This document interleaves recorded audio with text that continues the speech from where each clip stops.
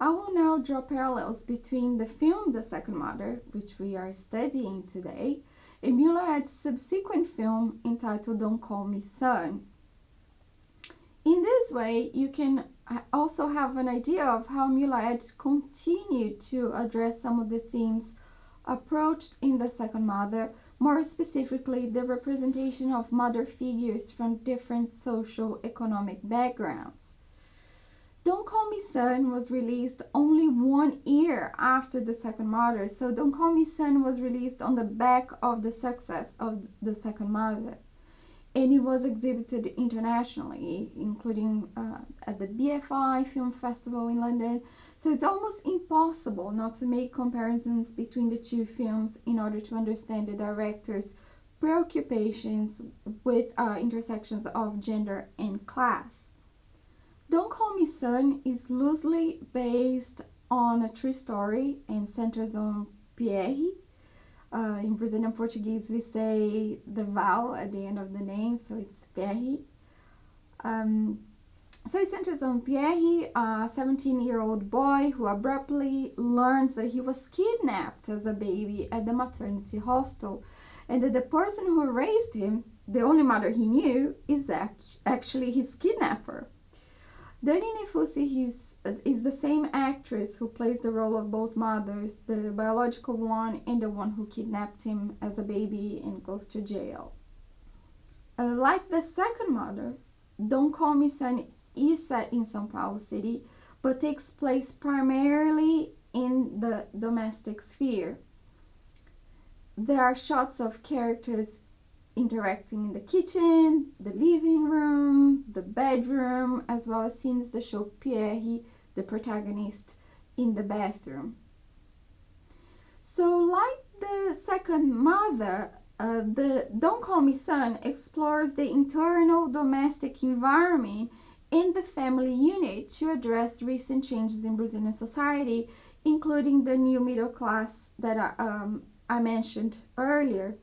We saw how films such as The Second Mother portrays how this emerging middle class is seen as an invasion, and how a new generation, like Val's daughter Jessica, has been challenging previously demarcated social boundaries and spaces.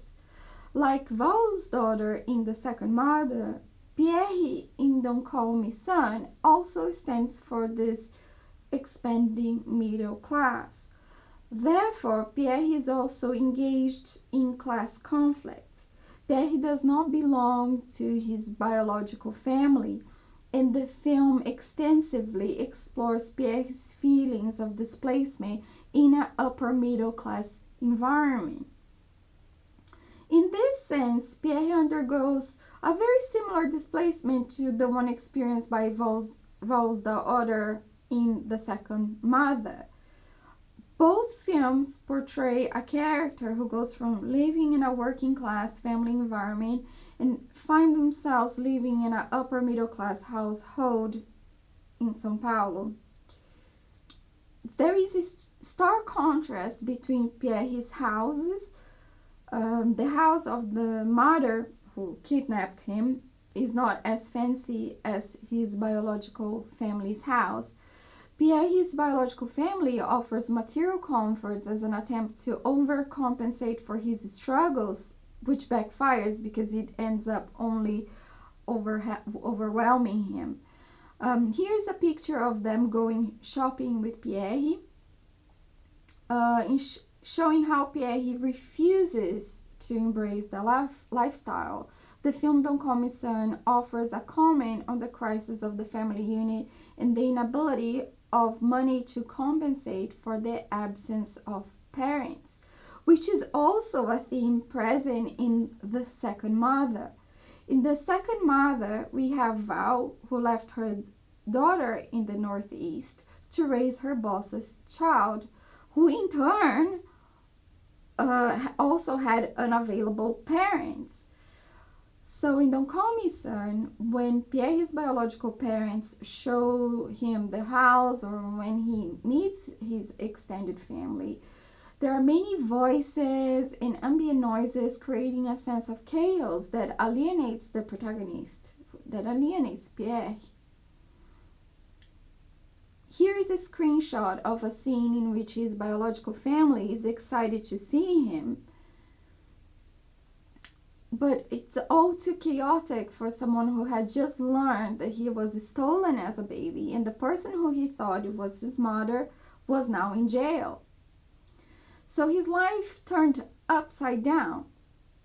While the second mother focuses on a female maid who performs a gendered and stereotypical role, Don't Call Me Son presents the viewer with a conflicting and competing models of what it is or means to be male or to be a son, as indicated in its very title.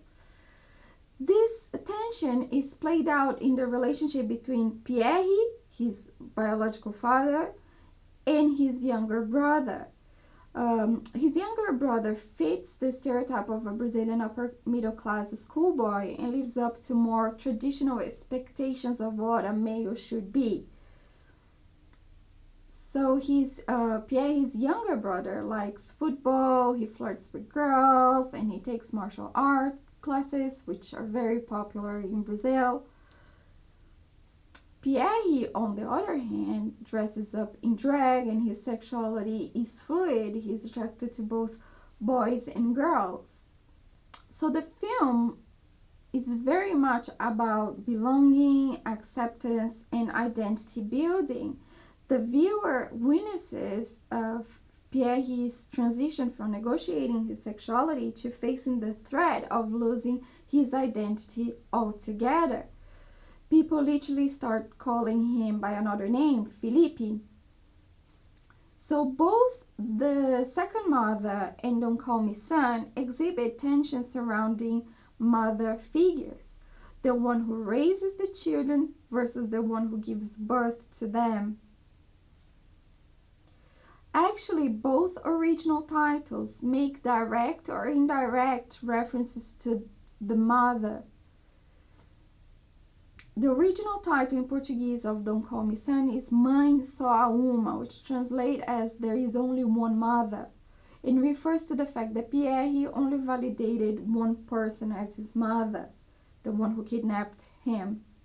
Whereas Que Horas Ela Volta is the original title for the second mother and translates as What Time Does She Come Back?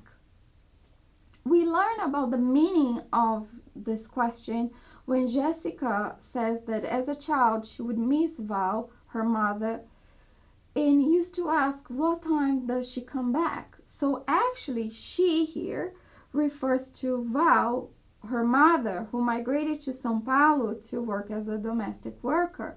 So Jessica is essentially talking about maternal abandonment.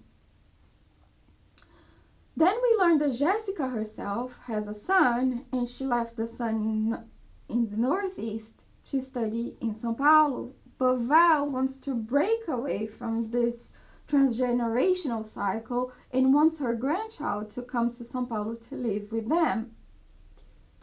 So to conclude, this lecture has shown how the second mother relates to other Milaet's work in Latin American films, and how the film significantly contributes to an ongoing discussion about class and spatial segregation in Brazil.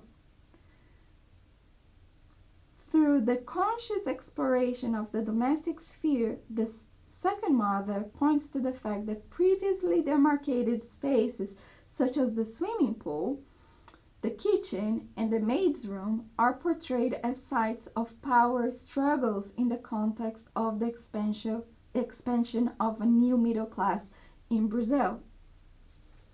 In other words, the second mother focuses on private matters to address broader societal concerns. In this slide, you can see the bibliography, more precisely key references, books, texts, where you can find the quotes I used in this lecture.